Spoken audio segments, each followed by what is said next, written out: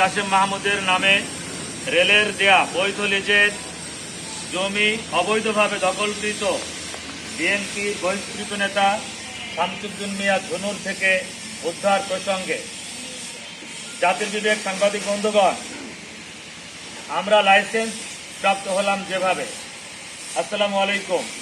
সম্মানিত সাংবাদিক ভাইয়েরা, আপনাদের অবগতির জন্য জানাচ্ছি যে 1991 ইংরেজি সনে পাঞ্জেরি একাডেমিক কিন্ডারগার্টেন নামে একটি স্কুল পৌর ভবন সংলগ্ন একটি ভাড়া নেয়া ঘরে পরিচালিত হচ্ছে।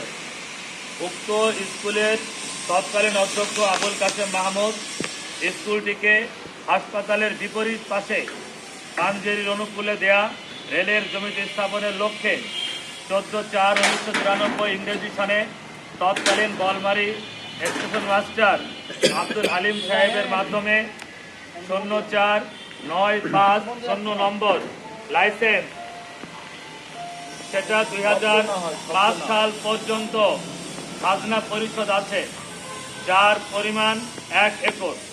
লাইসেন্সকে অনুমোদন দেন তৎকালীন পাকশি রেলওয়ের বিভাগীয় ভূসম্পত্তি কর্মকর্তা জনাব আব্দুল হাই।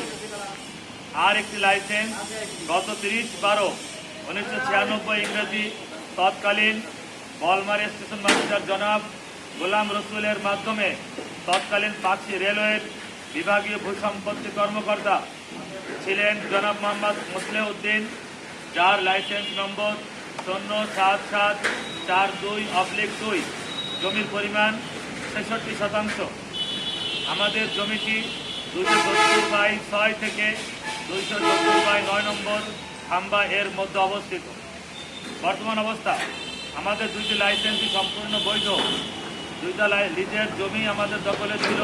বলমারির হাজার হাজার মানুষ সাক্ষী। ওইখানে পাঞ্জেরি স্কুলের বেড়া, ঘর,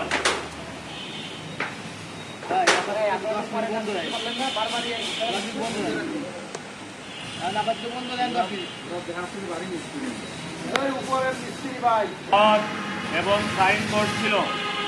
যেই জমির সামনে বাণিজ্যিক লিজ নিয়ম অনুযায়ী পিছনের জমিওয়ালাই জমি ভোগ করে, কিন্তু এখানে ব্যতিক্রম হলো 480 বর্গফুট বাণিজ্যিক লিজ এর নামে হাজার হাজার বর্গফুট অবৈধভাবে দখল করে প্লট করে কোটি কোটি টাকা বিক্রি করে হাতিয়ে নিয়েছেন।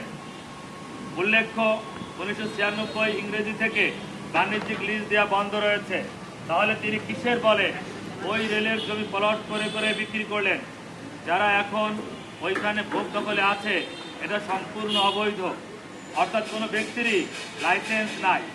আমরা রেলের এই গুরুত্বপূর্ণ এবং মূল্যবান জমি উদ্ধারের দাবি জানাচ্ছি।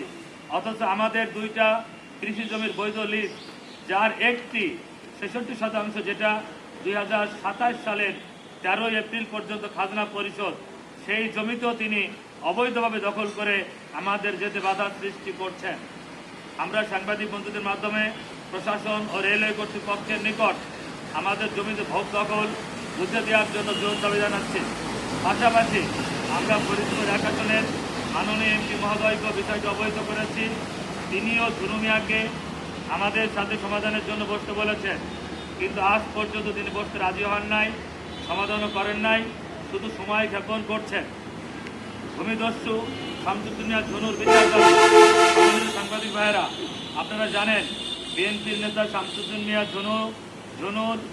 ঝুনু দলের শৃঙ্খলা ভঙ্গ করার কারণে দল থেকে বহিষ্কৃত হয়েছেন এবং সে একজন ভূমিদস্যু হিসেবে পরিচিতি লাভ করেছেন, যে কারণে বাংলাদেশ রেলওয়ে কর্তৃপক্ষ 1970-এর 7 ধারা লঙ্ঘন করায় 8/4/2016 সনের তার বিরুদ্ধে মামলাও করেছে।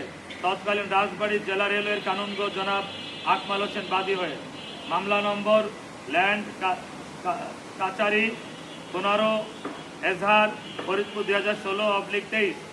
উক্ত মামলায় 2 বছরের সাজার বিধান রয়েছে, কিন্তু রেল কর্তৃপক্ষকে ম্যানেজ করার কারণে তার সাজা হয় নাই। তিনি অবৈধভাবে ঘর উত্তোলন করতে গিয়ে গত 7/4/2016 ইংরেজি তারিখে তৎকালীন ইউনো বলমারি তাকে 5,000 টাকা জরিমানাও করেন। আমরা তার ওই মামলার সাজা দাবি করছি।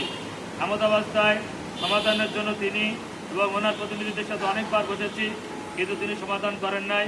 ওনার বড় ভাই গিয়াসউদ্দিন বেনু মিয়ার সাথেও বসেছি, কোনো প্রতিকার পাই নাই। আমরা একটি মহৎ উদ্দেশ্যে অর্থাৎ সেই পাঞ্জেরি একাডেমি কিন্ডার গার্ডেন এখন পাঞ্জেরি মডেল মাদ্রাসায় রূপান্তরিত হয়েছে, যেখানে একটি আলিয়া বিভাগ ও হেফখানা চালু আছে। আমরা এই ধর্মীয় প্রতিষ্ঠানকে ওই জমিতে স্থানান্তর করতে চাই। দুনিয়া একটি ব্যক্তি এবং তার ব্যক্তি স্বার্থ চরিতার্থ করার জন্য এখানে কোনো অপরাধ নাই যাহা সে না করেছে।